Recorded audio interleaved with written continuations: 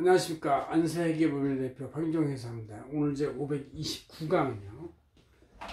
증여세는 증여세와 증여자와 수증자별로 따로따로 각자 별도 신고하지만 상속세는 상속 재산 전체 합산을 해서 단일 신고한다. 뭐 이런 뜻이죠.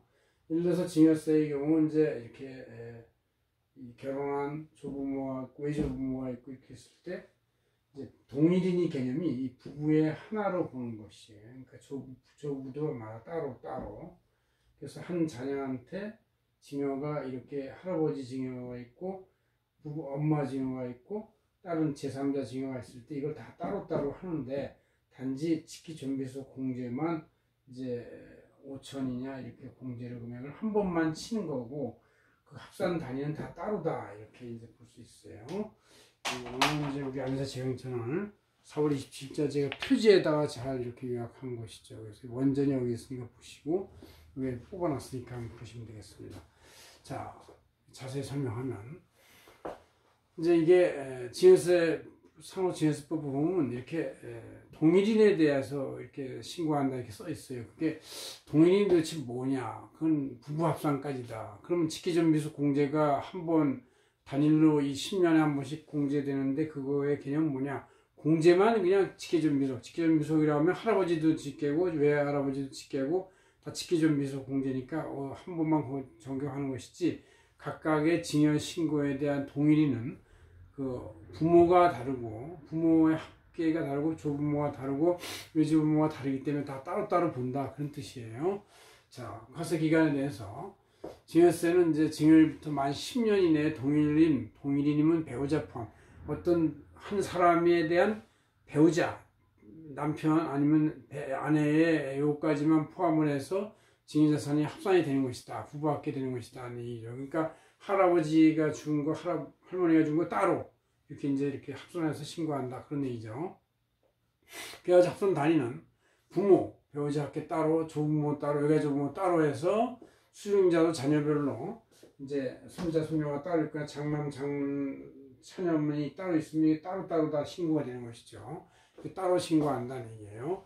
그래서 공제금액은 이제 배우자는 10년 단위로 6억이고, 직계존비속 부모, 조부모는 이제 10년 단위로 성인이면 5천만원, 미성년자는 2천만원 이렇게 되는데, 이걸 한번 사례를 보면은, 실제 사례.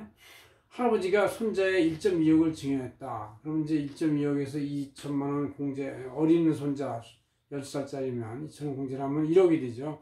1억에 대해서 10%의 증여세율이 있고, 여기에다가 세대 생략 증여라고 이제 30% 할증가세가 있어요. 왜냐하면 이제 이것은 할아버지한테서 자녀한테 갔다 자녀한테서 손자한테 가는 두 번의 증여를 하는 시에 하니까 30% 할증해서 내라 이렇게 돼서 저렇게 1,300만 원이 되는 것이죠.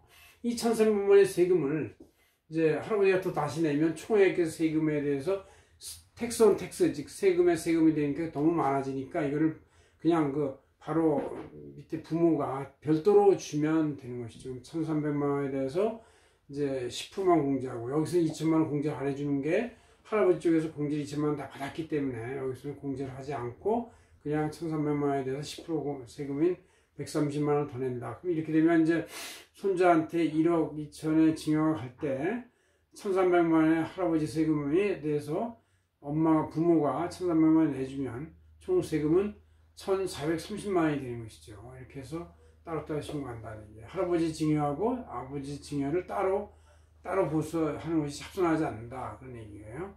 자녀가 2명이면 물론 각자 신고하면 되는 것이다. 그런 얘기예요. 상속세 신고자는 반면에 오른쪽에 있어요. 사망자의 상속재산에다가 10년 내까지 돌아가시기 전 10년 내에 상속인, 즉 자녀의 증여세 합계, 그래서 그 다음에 이제 5년 내까지는 비상속인은 손자는 비상속인이 되는 것이죠. 한 달이 건너는 거니까. 그래서 손자한테 준 거는 5년까지만 합산을 해서 총 상속재산을 보고 여기서 이제 상속인 공제 뭐 이런 거 다 하는 건데 상속인의 배우자 숫자나 실제 자녀 숫자나 배우자 관계없이 모든 상속재산을 하나로 봐서 과세한다. 증여세에서는 이제 증여자별로 조부모 증여 따로, 외조부모 증여 따로, 부모 증여 따로 이렇게 해서 아니면 제3자 증여 따로 했는데 여기서 모든 합산을 하나로 해서 여기서 어떻게 할 것이냐?